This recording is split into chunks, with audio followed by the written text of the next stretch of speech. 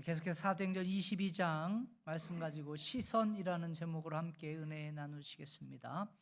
존 버거의 다른 방식으로 보기라는 책이 있습니다. 미술을 전공하신 분이나 미술 좀 관심 있으신 분들은 아실 만한 그런 책인데요. 이 존 버거는 미술 평론가입니다. 기존의 전통적인 그 방식으로 미술 작품을 보고 평가했던 그 시선에서 벗어나서 다른 방식으로 보고 평가하자고 주장했던 사람인데요. 이분이 했던 아주 유명한 말 중에 하나가 이런 게 있습니다. 우리는 단지 우리의 관심을 끄는 것만 본다. 보는 것은 일종의 선택 행위다라는 것입니다. 우리가 사물을 보는 방식은 어떤 식이냐? 내가 알고 있는 것, 내가 믿고 있는 것, 내가 생각하는 나의 패러다임, 그러한 것 안에서 평가하고 해석하고 바라보게 된다라는 지적이죠. 제가 믿음의 삶 양육할 때 보여주는 사진 하나 있습니다. 여러분, 이 사진 보시면서 어떤 여인의 모습이 보이십니까? 젊고 아름다운 여인의 옆모습이 보이십니까? 아니면 얼굴에 주름이 많고 늙은 할머니의 모습이 보이십니까? 자, 늙은 할머니의 모습이 보이신다. 손 들어보세요. 아니면 옆모습, 아주 아름다운 여인의, 젊은 여인의 옆모습이 보인다. 예, 그렇죠. 두 개 다 보인다. 예, 몇 번 봐서 보시는 분들인데, 여러분, 우리가 사는 인생은 어떤 시선 또 어떤 눈을 갖고 사느냐에 따라서 저와 여러분들의 삶의 내용과 열매가 굉장히 달라집니다. 건강하고 밝은 눈을 가지고 사시는 분들은 무슨 일을 해도 밝고 건강하고요, 반듯하게 살아내죠. 그러나 삐뚤어진 시각을 가지고 인생을 보는 사람은 무엇인가를 안겨주어도 만족이 없고 기쁨이 없습니다. 왜곡된 그 시각으로 삶의 현장들을 보기 때문인 것이죠. 그러므로 참으로 행복하고 밝게 살아가려면 마음의 눈이 밝아져야 하는 것입니다. 특별히 주어진 삶의 정황을 넘어서서 하나님의 축복된 세계를 바라보며 살기를 원한다면 영적인 눈이 열려져야 되고, 하나님의 세계, 하나님의 나라를 보고 하나님의 행하신 그 아름다운 일들을 목격하며 살아가야 하는 것이죠. 여러분, 우리에게 주어진 삶의 정황이라는 것, 삶의 현실이라는 것은 힘들 수도 있고요, 척박할 수도 있습니다. 그러나 영적인 눈을 떠서 하나님의 나라, 하나님의 세계를 보게 되면 그 세계를 보는 사람은 환경에 상관하지 않죠. 믿음으로 그 모든 것을 극복하고 승리하며 나아가는 것을 볼 수가 있는 것입니다. 오늘날 많은 사람들이요, 눈에 보이는 세계, 이 세계가 전부다라고 인식하고 살아가기 때문에 문제가 많습니다. 내 눈앞에 펼쳐진 삶의 정황, 삶의 현실, 삶의 문제가 내 인생의 전부인 것처럼 그렇게 알지만, 그렇지만 여러분, 그게 여러분들의 눈에 보이는 모든 세계가 전부가 다 아니라는 것이죠. 더 아름다운 세계, 더 위대한 세계, 우리가 볼 수 없는 하나님의 나라, 하나님의 세계가 있다라는 것입니다. 이 하나님의 나라, 하나님의 세계는 우리가 가지고 있는 육신의 눈으로 볼 수 있는 그런 것이 아니라는 거죠. 영적인 눈을 떠야만 보여지는 것입니다. 영적인 눈을 떴을 때에 하나님이 무슨 일을 지금 행하고 있는지, 하나님께서 저와 여러분들을 통해서 준비해 놓으신 그 계획과 목적이 얼마나 위대하고 크신지, 지금 하나님께서 우리를 위해서 일하시고 역사하신 그 하나님의 그런 역동적인 그 모습을 우리가 바라볼 수가 있고, 그 힘과 그 능력을 힘입어서 공급받아서 오늘을 살아갈 수 있는 것입니다. 이런 측면에서 저와 여러분들을, 우리 모두가 가져야 할 한 가지 소원이 있다라면, 아무리 척박하고 메마른 이 세상 가운데 우리가 산다 할지라도 영적인 눈이 열려져서 하나님의 나라, 하나님의 세계를 보는 것입니다. 우리의 시선을 나에게로부터 돌려서 누구에게로?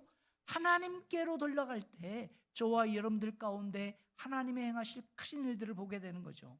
오늘 많은 사람들이 외적인 그런 시력, 이런 것 자랑하죠. 정말 그러나 보아야 될 하나님의 세계, 하나님의 나라를 보지 못한 채 엉뚱한 길을 찾아가고 또 엉뚱한 길에서 헤매고 엉뚱하고 잘못된 삶을 살아가는 케이스를 얼마나 많이 보게 되는 줄 모릅니다. 오늘 여러분 이 자리에 오신 여러분들의 인생은 어떠하십니까? 여러분의 시선은 바르다고 생각하십니까? 정말 보아야 될 하나님의 세계, 하나님의 나라를 여러분 보고 계십니까? 하나님이 행하신 그 일들을 바라보시면서 정말 믿음 가운데 하나님이 행하실 그 일들을 영광 가운데 여러분 나가고 계십니까? 살고 계십니까? 오늘 이 아침에 우리 모두가 물어야 할 질문은 이것입니다. 어떻게 하면 우리가 영적인 눈을 활짝 떠서 하나님의 나라, 하나님의 세계를 보며 하나님의 뜻을 향해 달려나갈 수 있을까 하는 것이죠. 오늘 같이 읽은 사도행전 22장의 말씀을 보시면 이 사도 바울이 예루살렘 성전 앞에 정말 유대인들이 잔뜩 모여져 있는 그 유대인들을 향해서 자신 있게 외쳤던 자신의 간증을 이라 부를 수 있는 곳입니다. 그것도 그냥 간증이 아니라 자신이 직접 체험하고 경험한 그것을 간증하는 자전적인 자기 입으로 자기의 간증을 외친 케이스다, 이렇게 이야기할 수 있죠. 우리가 사도행전을 보시게 되면 이 바울의 회심 사건에 대한 묘사가 세 군데에 이렇게 기록되어 있는 것을 보게 됩니다. 사도행전 9장과 사도행전 22장 그리고 26장에 나오는데, 가장 먼저 이 사도행전 9장에서 나오는 이 사도 바울이 다메섹 도상에서 예수님을 만난 사건이 기록되어져 있는데, 이 사도행전 9장에 나오는 기록, 이 사도 바울의 회심의 사건은 어찌 보면 누가라는 사도행전의 이 저자인 누가라는 입장에서, 누가의 시선에서 사도 바울의 회심 사건을 기록한 그런 기술이다, 이렇게 말할 수 있는 거죠. 즉 사도행전의 저자가 이 객관적인 시각, 역사적인 그 관점에서 사도 바울의 인생이 어떻게 변화되고 예수님 만났나 3자 입장에서 보고 관찰하고 저술한 기록인 것입니다. 그런데 오늘 우리가 함께 읽은 이 사도행전 22장의 본문은요, 이 내용은 바울이 자신의 입술로 자신의 어떤 경험, 자신이 만났던 그 예수님을 아주 생생하게 자기의 입으로 간증을 하고 그 간증을 토로하고 있는 그런 면이죠. 그렇기 때문에 좀 이 9장과 22장은 굉장히 다른 차원을 가지고 있는 것입니다. 우리가 여러분 22절에서 5절까지 먼저 보시게 되면 이 사도 바울이 가지고 있었던, 자신이 가졌던 이 유대인의 찬란한 이 배경, 특별히 어떻게 보면 이 사도 바울의 개인의 레주메와 같은 엄청난 자신의 인생 이력을 소개하죠. 일찍부터 다수에서 태어나서 예루살렘에서 성장했다라는 것입니다. 가말레아 문화에서 율법을 공부했고 유대인보다 더 열심을 가지고 있는 그러한 유대인 중에 유대인, 바리새인의 바리새인이었다. 그러면서 하나님을 섬겼다, 이렇게 고백하는 거예요. 아마 이 말을 듣고 있었던 그 당시 유대인들은 아마 그 이야기를 들으면서 다 공감했을 것입니다. 뭐라고 했냐면, 알고 봤더니 저 사도 바울도 나랑 똑같은 유대인이네, 우리와 똑같이 율법을 더 배웠네, 아니 나보다 더 많은 율법을 배운 수학한 사람이네, 그리고 하나님을 섬겼던 사람이네, 율법을 사랑했던 사람이네, 이렇게 동의하고 어떻게 보면 생각했을 것입니다. 실제로 여러분 사도 바울은 예수님을 알기 전까지 그와 같은 삶을 살았던 것입니다. 어찌 보면 유대인보다 훨씬 더 지독한 열심을 가지고 더 사악한 마음을 가지고 하나님을 섬겼다, 살아왔다. 그것이 이 사도 바울의 인생의 여정이고 삶이었다, 이렇게 말할 수 있는 것이죠. 그런데 6절 말씀을 한번 보십시오. 이와 같이 살아왔던 사도 바울 삶 가운데 결정적인 반전을 일으켰던 사건 하나가 소개되어 있죠. 6절을 같이 읽습니다. 시작.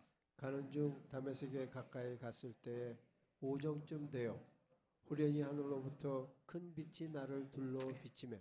자, 여기서 오정은 난 12시쯤을 이야기하는 거예요. 한낮을 말하는 거예요. 가장 태양빛이 밝은 시간이죠. 그 오정쯤 된 시각에 후련히 하늘로부터 큰 빛이 나를 둘러 비쳤다 이야기하는 겁니다. 얼마나 그 빛이 밝았는지, 오정의 태양빛보다도 더 비교할 수 없는 엄청난 더 찬란한 빛이 바울에게 임하였고 비친 거죠.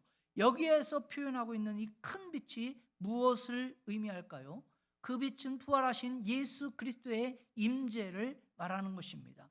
예수님께서 부활하신 영광된 그 모습으로 누구에게 지금 직접 나타나신 거예요?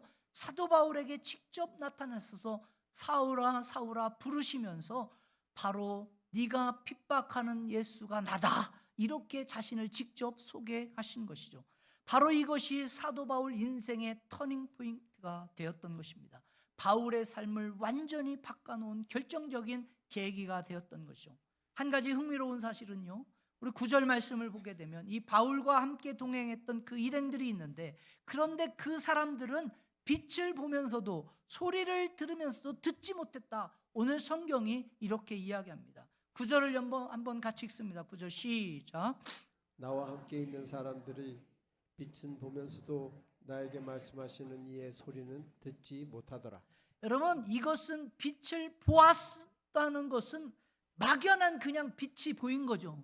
사도 바울은 그 빛 가운데 임재하신 예수 그리스도를 봤는데, 이들은 그 예수님을 보지 못하고 정말 보아야 될 예수님은 보지 못하고 그냥 희미한 빛만 보인 것입니다. 소리는 들었습니다. 그러나 정말 들어야 할 주님의 음성은 듣지 못한 거예요. 이것이 소위 말하는 여러분 구경꾼 신앙, 구경꾼 믿음, 이런 현실이 이런 것이죠. 오늘날 이 시대에 많은 분들이 예배 자리에 나와서 예배를 드린다라고 나옵니다만, 그런데 이 예배 가운데 임재하시는 하나님의 영광은 보지 못한 그냥 돌아가시는 분들이 얼마나 많은지, 말씀은 듣고 들려지는 소리는 듣는 것 같은데 그 가운데 하나님의 음성을 듣지 못하고 만나야 할 주님을 만나지 못하고 그냥 가시는 분들이 얼마나 많은지 너무나 안타까운 현실이죠.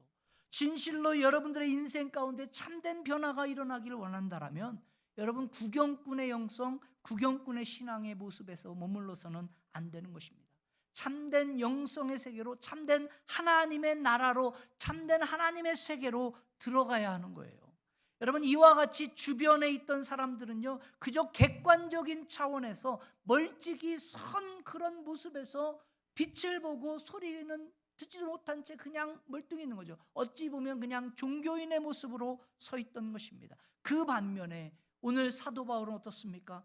바울은 직접 그리스도를 만나고 그 음성을 듣고 경험하는 거죠. 얼마나 그 체험이 강렬했는지 11절 말씀에 의하면 그 광채가 나는 그 부활하신 그 주님을 보는 순간 뭐 했다라고 이야기해요? 눈이 멀었다라는 거예요. 11절 같이 읽어봅니다. 시작. 나는 그 빛의 광채로 말미암아 볼 수 없게 되었으므로 나와 함께 있는 사람들의 손에 이끌려 다메섹에 들어갔노라. 자, 볼 수 없게 됐다. 눈이 가려진 거죠. 실명한 겁니다. 동일한 내용을 기술한 이 사도행전 9장에서는 사흘 동안을 보지 못하고 사흘 동안을 식음을 전폐하게 됐다. 이렇게 기록하죠. 그만큼 영적인 이 임팩트가, 충격이 어마어마했던 것입니다. 여러분, 사도 바울은요, 눈을 보지 못한 가운데, 먹지도 못한 가운데 다른 사람들에 이끌려서 다메섹으로 다시 들어가게 되는 거예요. 그런데 다메섹에 들어갔더니 하나님이 준비한 한 사람을 만나게 되죠. 그 사람이 누구입니까? 아나니아다라고 하는 사람입니다. 오늘 말씀에 의하면 이 아나니아가 사울에게 안수하고 기도하는 순간 다시 눈이 떠져서 보게 됐다. 12절 13절 같이 읽습니다. 시작. 율법에 따라 경건한 사람으로 거기 사는 모든 유대인들에게 칭찬을 듣는 아나니아라 하는 이가 내게와 곁에 서서 말하되 형제 사울아 다시 보라 하거늘 즉시 그를 쳐다보았노라. 여기에서 바울이 다시 보게 된 케이스가 어떻게 보면 영적 시력을, 옛날에 어떤 시력을 다시 회복하는 그런 차원만을 이야기하는 게 아니죠.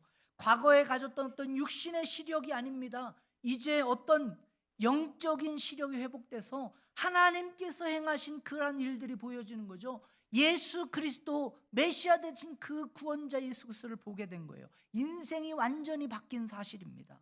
무엇을 보게 됩니까? 여러분 14절 말씀을 보게 되면 이 아나니아가 그 입술을 통해서 이제 이 사도 바울이 보게 될 세 가지 중요한 사실을 묘사하는데, 오늘 이 아침에 여러분 이 세 가지 사실, 이 14절의 말씀을 여러분 마음에 좀 담아가시기를 간절히 소망합니다.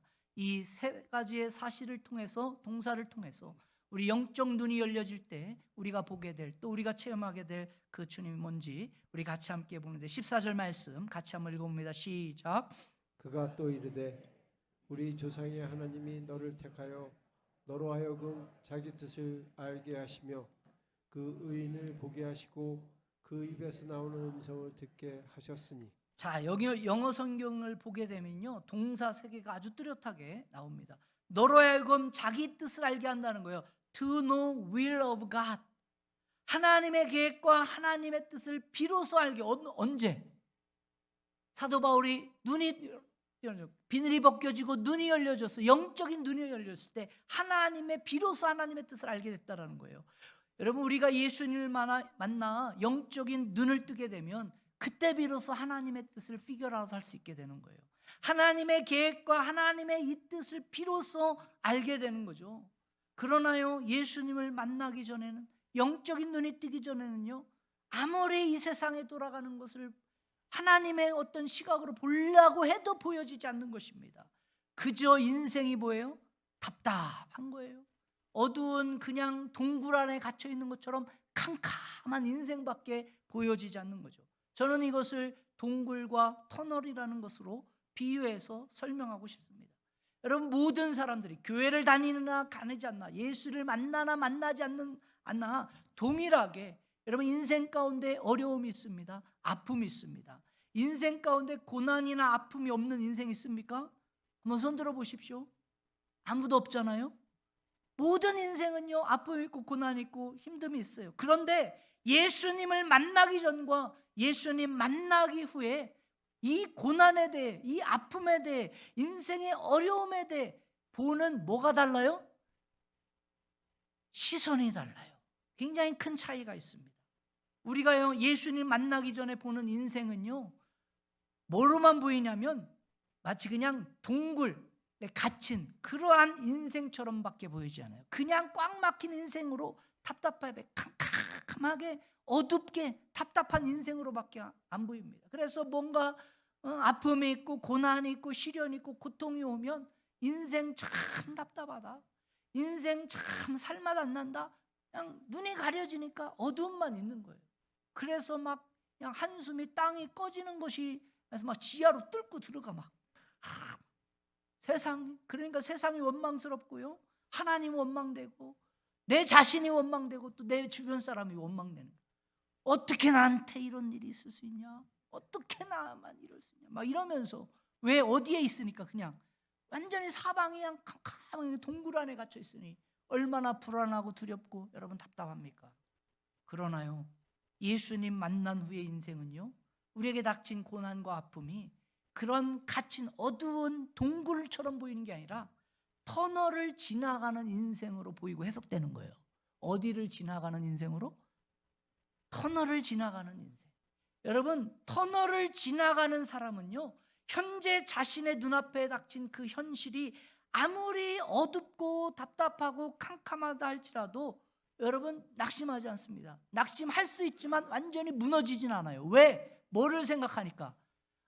이 터널에 이제 지나가게 되면 뭐가 있다?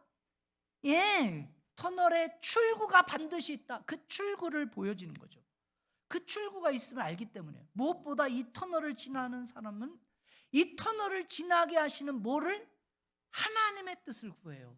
하나님의 선하신 계획을 보게 되고, 하나님이 이 터널을 지남을 통해서 나를 어떻게 지금 다루시고 인도하시나 그러죠. 그러므로 아무리 고난의 터널이 깊고 길어도요, 당황하거나 절망하는 것이 아닙니다. 하나님께서 준비해 놓으신 그 축복의 출구를 향해서 반드시 여러분 뭐 할 수 있어요? 믿음으로 걸어 나갈 수 있는 거예요. 호세아서 6장 3절을 보시게 되면요, 호세아가 하나님을 떠난 이스라엘 백성들을 향해서 힘써 여호와를 알라 선포하면서 뭐라고 표현했냐면, 그의 나타나심이 새벽에 빛같이 어김이 없다, 이렇게 얘기해요. 6장 3절 같이 한번 읽어볼까요? 시작. 그러므로 우리가 여호와를 알자, 힘써 여호와를 알자. 그의 나타나심은 새벽빛같이 어김없나니 비와 같이 땅을 적시는 늦은 비와 같이 우리에게 임하시리라 하니라. 자, 여기에서 새벽 빛같이 찾아오는 누구를 보는 거예요? 하나님을 만나는 거예요. 아무리 어둠이 깔려 있고 새벽이 정말로 캄캄함이 닥쳐온다 할지라도 새벽 빛 대신 하나님이 임재하시는 순간 모든 어둠이 다 어떻게 됩니까? 사라지는 거죠. 아무리 어둡고 깊은 터널을 지난데도요, 마침내 새벽 빛 대신 주님이 찾아오시면 모든 어둠이 다 뭐한 거예요? 물리치시고 밝은 빛, 그 빛의 길로 인도하심을 보게 되기 때문에, 이런 면에서요, 우리가 길 대신 예수님 만날 때, 저와 여러분들의 인생 가운데 새벽에 찾아오시는 주님을 만날 때, 여러분 새날이 새 길이 열려지는 줄 믿습니다. 그래서요, 예수 믿는 것은 better life, 더 나은 삶을 향한 길이 아니에요. 예수 그리스도를 믿는 것은 뭐라고요? new life예요. 이게 새로운 삶을 잘 배우면 막 미리 알아가지고 막 정답이 나오잖아. new life. 여러분들이 교회에 나오셔서요, 잘못된 어프로치가 뭐냐면 자꾸 better life를 찾으시려고 그래요. 여러분, 예수님을 만나는 것은요, 저와 여러분들의 인생의 better life를 개런티하는 게 아닙니다. 예수님을 만나는 것은 뭐라고요? new life. 그 길을 찾아가는 거예요. 새로운 삶. 근데 새벽 빛같이 그 출구, 새빛을 이루는데 그 하나님의 나타나심이 뭐하다고 말하고 있어요? 어김이 없다.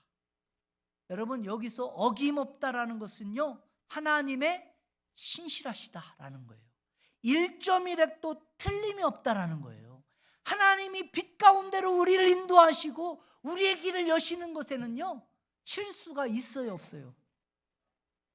또 실수가 있다라고 또 째려보시는데, 실수가 없다라는 거예요.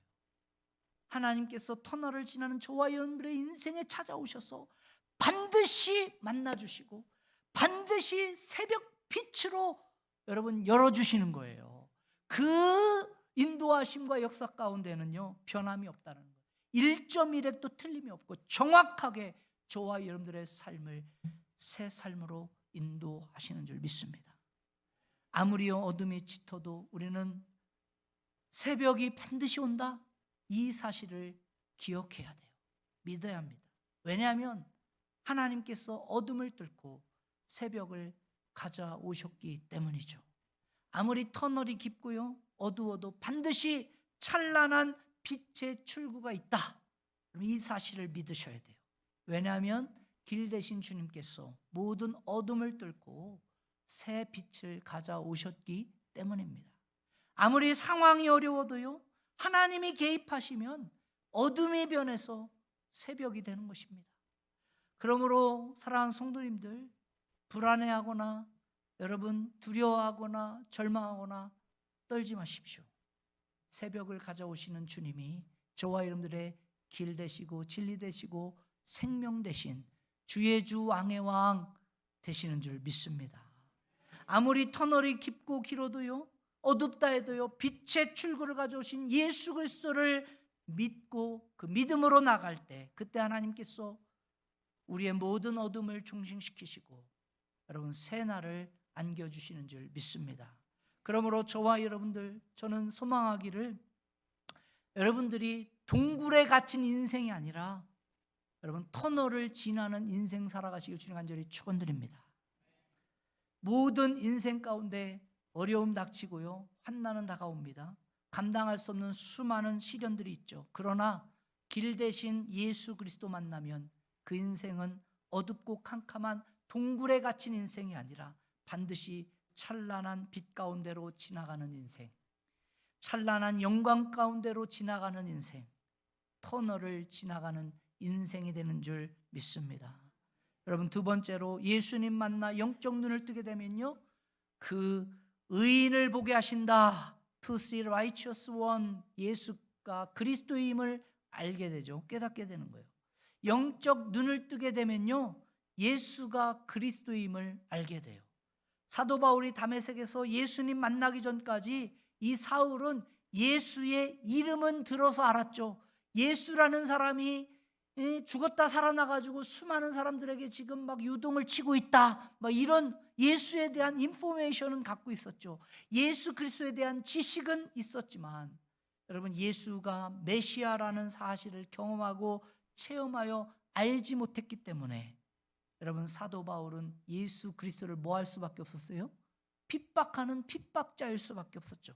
그런데 다메섹에서 예수 그리스도를 만나는 이 사건을 통해서 비로소 자기 앞에 나타난 이분이 그토록 유대인들이 갈망하고 기다렸던 그 메시아다, 그리스도다, 이 사실을 알게 된 거예요.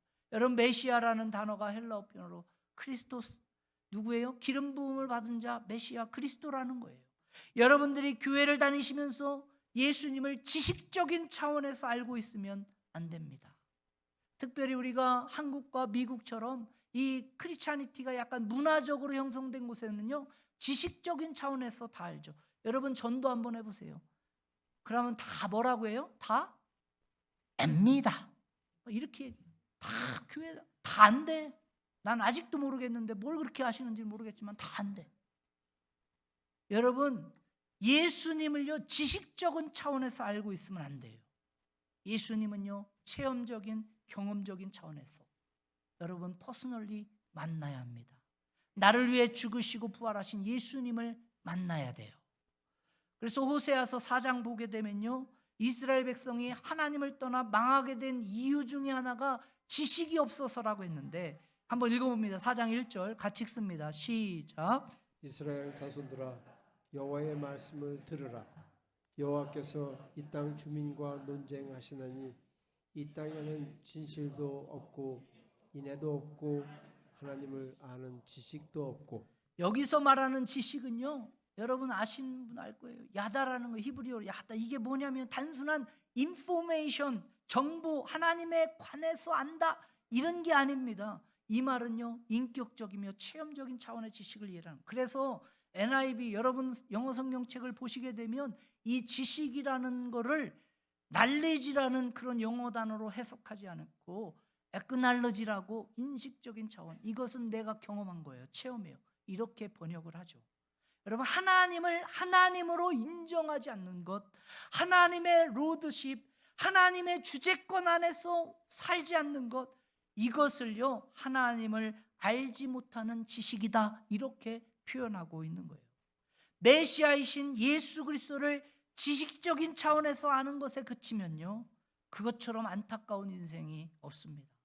메시아이신 예수 그리스도가 여러분들의 삶 가운데 전인격적인 그러한 하나님으로 체험되고 경험되어져야 하는 거예요. 만나야 되는 거예요. 그때 예수 그리스도가 내 삶의 전부가 되어지고, 예수가 그리스도다, 왕의 왕이다, 주의 주다, 여러분 이 사실을 고백하게 되는 거예요. 그때 주님 앞에 여러분 완전히 여러분들의 삶이 굴복되어지고 내 인생의 전부가 You are my all in all 찬양만 하는 것이 아니라 진짜 주님이 나의 모든 것 되십니다, 이 고백이 있어지는 거예요. 그런데 어떻게 그 예수님을 인격적으로 만나나, 경험하나? 어떻게 만나요? 한 파이스픽 가가지고 한 40일 기도하면 만나시나? 금식 기도 한 40일 하면 만나져요? 아니에요. 말씀으로 만나요. 예수님이요 이 땅 가운데 뭘로 찾아오셨어요? 말씀으로 오셨어요. 그래서 여러분이 성경 하나님의 말씀으로 접하고 대면해서 그 속에서 예수님을 만나는 경험이 있으셔야 돼요. 그럴 때 주님이 내 인생의 전부이시구나, 내가 내 마음대로 사는 것 같았는데 이게 잘못됐구나, 여러분 그때 주님이 인격적인 만남이 있어요. 왜 그런 줄 아세요? 요한복음 1장 14절에 보니까 예수님이 이 땅에 뭘로 찾아오셨다? 말씀으로. 같이 읽습니다. 시작.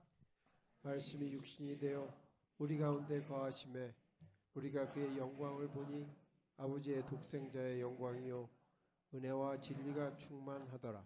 그래서 예수님을 전인격적으로 만나는 것은요 말씀 가운데 경험할 수 있는 겁니다. 이 성경의 말씀이 그러한가 하여 상고하고 그 말씀 앞에 나가면 반드시 말씀이신 예수님, 그 성령 하나님께서 깨닫게 하세요. 전에는 그냥 글자로 보이던 것이 이제 뭘로? 살아있는 하나님의 말씀으로 다가오는 거예요.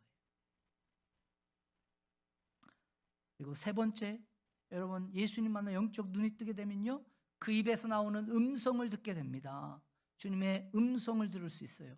To hear the word of the Lord, 주의 음성을 듣게 돼요.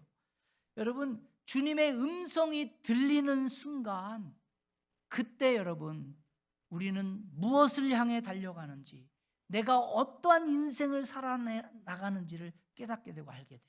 참 길이 뭔지 진리가 뭔지 생명이 뭔지를 보게 되는 거예요.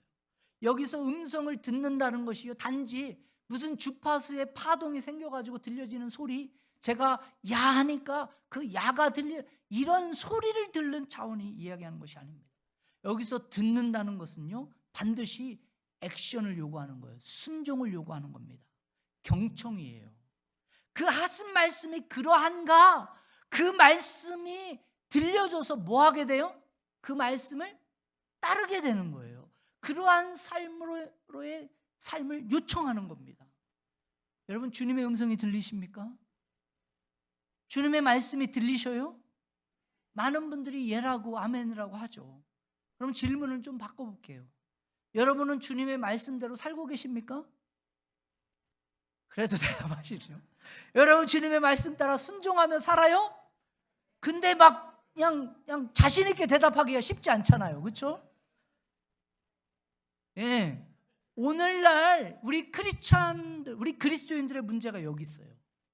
수많은 말씀이 들리긴 하는데, 듣긴 하는데 제대로 듣지 못해. 여러분 마가복음 8장에 보면 예수님을 따르는 제자들이 오병이어의 기적을 경험했음에도 불구하고 여전히 주님 앞에 떡을 구할 때 그 제자들 향해서 뭐라고 책망하시는가? 마가복음 8장 18절 같이 읽습니다. 시작. 너희가 눈이 있어도 보지 못하며 귀가 있어도 듣지 못하느냐, 또 기억하지 못하느냐. 오늘날 저와 여러분들에게도 동일한 문제가 있다라고 생각합니다. 말씀이 들려지지만 듣지는 못하는 거예요. 수많은 좋은 말씀들 듣지만 그 말씀이 내 삶으로 다가오지는 못하는 겁니다. 요한복음 10장 보면요, 예수님께서 참된 제자의 특징을 말씀해 주시면서 우리가 주님의 음성을 듣는다는 의미가 구체적으로 무엇인가를 명확하게 설명해 주세요. 같이 읽습니다. 시작. 내 양은 내 음성을 들으며 나는 그들을 알며 그들은 나를 따르느니라. 자, 음성이 들리면 어떻게 하게 된다고요? 따른다는 거예요. 우리가 진짜 양이라면 목자의 음성이 들면 뭐 하게 돼 있어요? 그 음성을 따라가게 돼 있다라는 거예요. 따른다라는 거예요. 오늘날 많은 분들이 교회 나오면서 믿음이 있다 말씀을 많이 하지만 여러분 하나님의 음성을 듣는 것까지는 굉장히 잘하십니다. 잘 들어요. 어그리하고 고개도 끄덕이고 아멘도 하십니다. 근데 아마 여러분 가운데 그 들리는 음성을 너무나 사모하기 때문에 주일날 이 목사가 하는 설교가 충분하지 못해서 집에 가셔서 또 유튜브로 막 그냥 한국의 유명하신 목사님들, 이민교회 유명하신 목사님들 설교 막 무지하게 드시는 분들도 많으실 거예요. 그냥 인터넷으로 보고 유튜브로 보고 많이 들으실 겁니다. 제가 그것이 잘못됐다라는 것을 이야기하는 게 아닙니다. 오해하지 마세요. 또 목사님 또 까네. 저는 절대 안 깠어요. 말하고 있지 지금. 그게 뭐 많이 듣는다는 것이 잘못됐다라는 것을 얘기하는 것이 아닙니다. 여러분 오늘날과 같이 이 말씀의 홍수의 시대는요 이전에도 없었어요.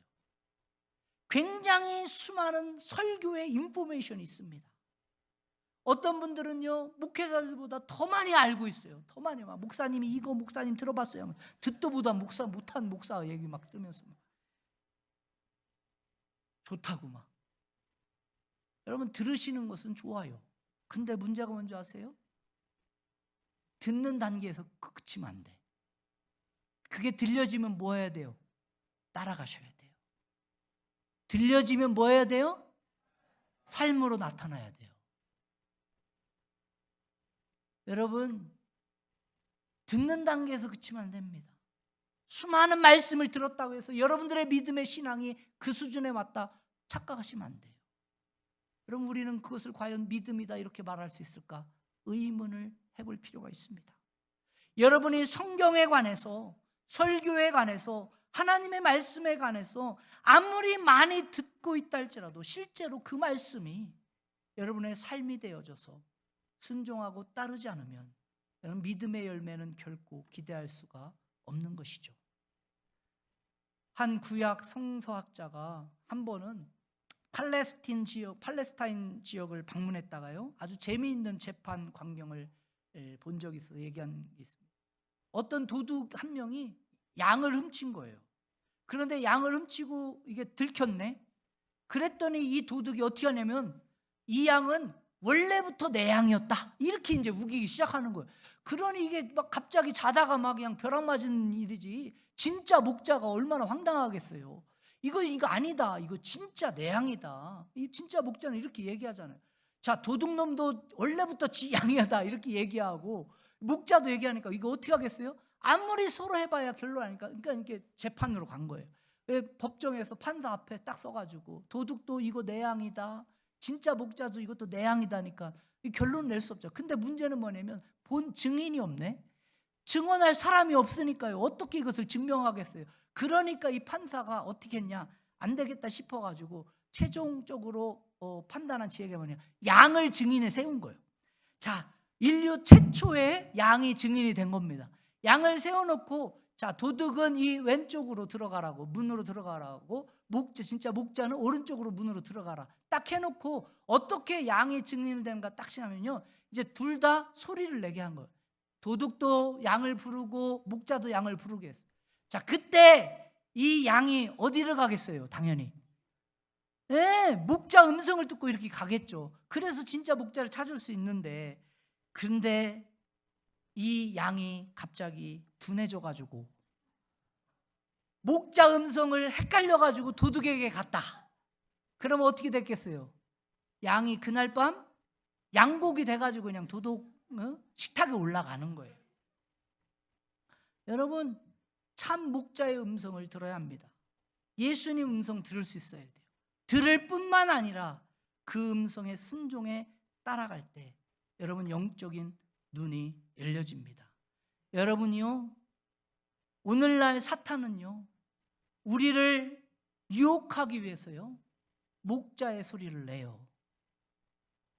가짜 목자의 소리를 내죠. 도둑이 부르는 쪽으로 가는 거예요. 그러면 어떻게 되는 거예요? 죽는 거죠. 오늘요, 사탄도 목자의 목소리를 흉내내가지고 저와 여러분들을 부르고 있어요. 우리가 하나님의 말씀을 바르게 분별해야 될 이유가 여기에 있는 것입니다. 많이 듣는다고 좋은 게 아니죠. 수없이 많은 인포메이션을 가지고 있다고 좋은 것이 아닙니다. 참 목자의 음성을 들을 귀가 열려져야 돼요. 예수님의 음성을 듣고 따라가는 여러분들의 삶이 요청되어지는 거예요. 들을 뿐만 아니라 그 음성에 순종해서 따라갈 때 여러분 영적인 눈이 열리고 지금까지 경험해보지 못했던 놀라운 하나님 차원의 기적을 경험하게 되고 하나님 놀라운 역사들을 체험하게 되는 줄 믿습니다. 오늘날 수많은 사람들이요, 세상 일에 대해서는 아주 밝게 눈을 뜨고 살아가죠. 경제적인 지표나 세상 돌아가는 일들에 대해서는 그렇게 밝은 눈을 가지고 있습니다. 그러나 영적인 눈은 어두워서 무엇이 참이고 어디에 길이 있고 뭐가 생명인지를 분간하지 못한 채 오늘도요, 죄와 사망의 길 가운데 그 그늘 안에서 얼마나 많은 영혼들이 헤매고 있는지 모릅니다. 그러나 여러분 기억하시기 바랍니다. 영적인 눈이 띄어지지 않으면 우리는 하나님의 계획을 알 수 없습니다. 여러분의 인생을 향하신 하나님의 목적 결단코 발견할 수가 없죠. 영적인 눈이 띄어지지 않으면 예수 그리스도를 만나 체험할 수가 없습니다. 그리스도에 관한 지식은 많이 가질 수 있을지 모르겠지만 예수님이 진짜 여러분들의 개인적인 그런 주님이 되어져서 여러분 그 주님을 만나고 교제하는 그런 영적인 삶은 불가능한 것이죠. 무엇보다도 영적인 눈이 띄어지지 않으면요, 하나님의 음성을 들을 수 없을 뿐만 아니라 내가 무엇을 향해 가는지, 어떻게 살아가야 하는지, 참된 길과 진리와 생명이 뭔지를 모른 채 그저 혼돈 가운데 사탄의 음성과 유혹에 빠져 헤매는 인생으로 끝날 수밖에 없다는 것이죠.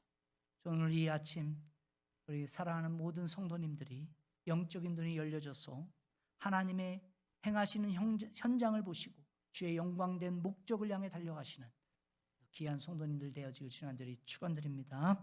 아멘. 우리 시선이란 찬양인데요, 이 말씀을 준비하면서 하나님이 이 찬양 주셨는데 일주일 내내 이 찬양 부르며 참 많이 가슴으로 울고 하나님 앞에 기도한 것 같습니다. 오늘 이 찬양 여러분 가운데 들려질 때 동일한 하나님, 성령 하나님의 만지심과 역사하심이 있기를 간절히 소망합니다.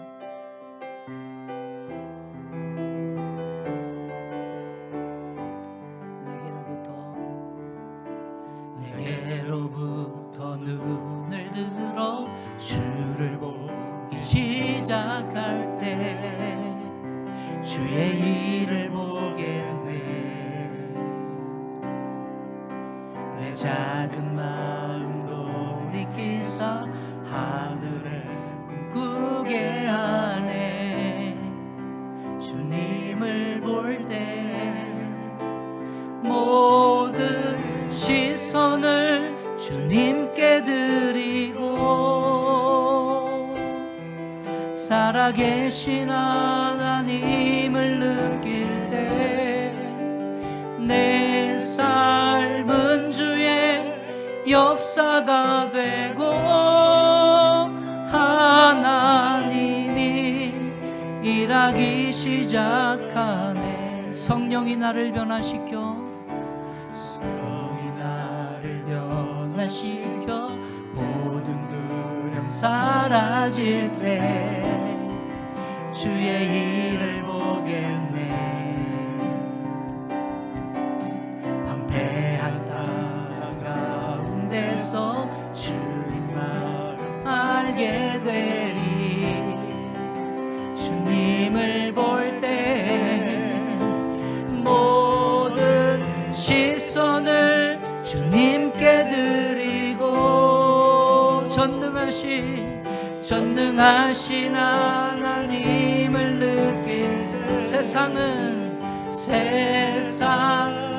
주의 나라가 되고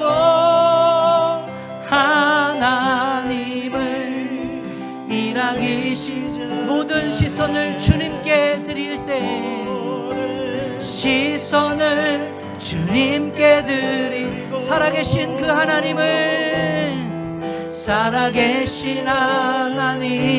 느낄 때 내 삶은 주의 역사가 되고 하나님이 일하기 시작한. 우리 시간 한번 같이 기도하십시다. 하나님, 내가 눈은 뜨고 있으나 하나님의 나라를 보지 못하고 있습니다. 내가 귀는 열어서 듣고는 있지만 주의 음성이 들리지 않습니다. 눈이 열려지게 하시고 귀가 열려지게 하시고 내 영적인 눈이 열려져서 오늘도 주님 만나게 하십시오. 주의 말씀이 그러한가요? 그 말씀 앞에 우리의 삶을 내놓게 하시고 주의 음성 듣고 주님을 따르는 주님의 귀한 선한 양 다 되게 도와달라고 우리 주여 한번 힘차게 부르고 기도하며 나갑니다. 기도하겠습니다. 주여 아버지, 오늘도 들려지는 주의 음성이 들려서 아버지 우리에게 앞에 펼쳐진 인생이 동굴에 갇힌 인생으로 보여지는 것이 아니라 하나님의 선하심과 인도하심 가운데 터널을 지나는 인생으로 바라봐지게 하시고 오늘도 말씀하시는 그 음성에 따라가며 고백하는 우리 성도들 되게 하십시오. 모든 시선을 주님께 드리고 전능하신 하나님을 느낄 때 세상은 주의 나라가 되고 하나님이 일하기 시작하네.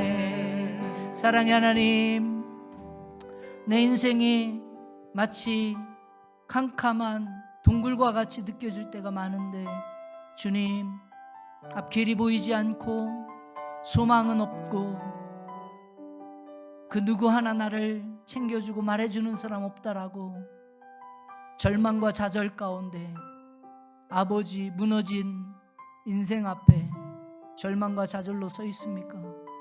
오늘 우리 인생이 동굴에 갇힌 인생이 아니라 터널을 지나는 인생임을 깨닫게 도와주십시오.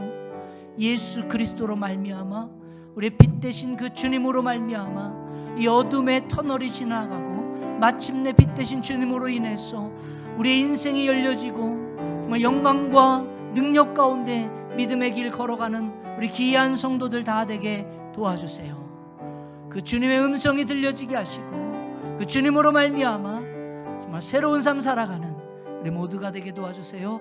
예수님 이름으로 기도합니다.